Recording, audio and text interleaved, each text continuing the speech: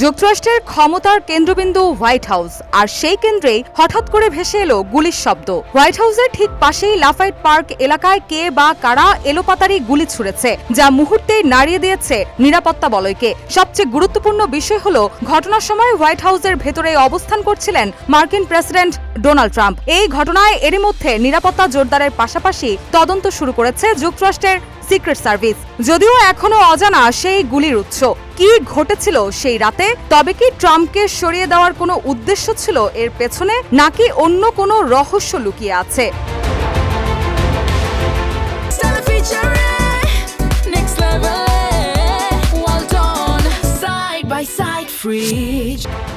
বিবিসির এক প্রতিবেদনে বলা হয়, স্থানীয় সময় রোববার মধ্যরাতের কিছু পর লাফাইট পার্ক এলাকার আশেপাশে গুলির শব্দ শোনার খবর পেয়ে কর্মকর্তারা সেখানে পৌঁছান। পরে মার্কিন প্রেসিডেন্টের বাসভবনের ঠিক উত্তরে অবস্থিত এই পার্ক ও আশেপাশের এলাকায় ব্যাপক তল্লাশি চালানো হয়। সিক্রেট সার্ভিস জানায়, এই ঘটনায় সন্দেহভাজন কাউকে শনাক্ত করা যায়নি, কোনো হতাহতের খবরও পাওয়া যায়নি।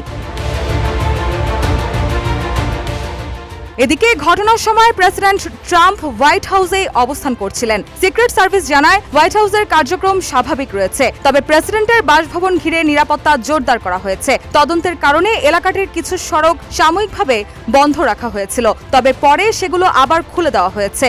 সিক্রেট সার্ভিসের একজন প্রতিনিধি বিবিসিকে তদন্তের বিষয়টি নিশ্চিত করেছেন। যদিও এই ঘটনার মধ্য দিয়ে ওয়াশিংটন ডিসির নিরাপত্তার জটিলতা এবং হোয়াইট হাউসের গুরুত্ব আবারও স্পষ্ট হয়ে উঠেছে। কিভাবে এবং কখন এই রহস্য উন্মোচন হবে তা হয়তো সময়ই বলে দেবে।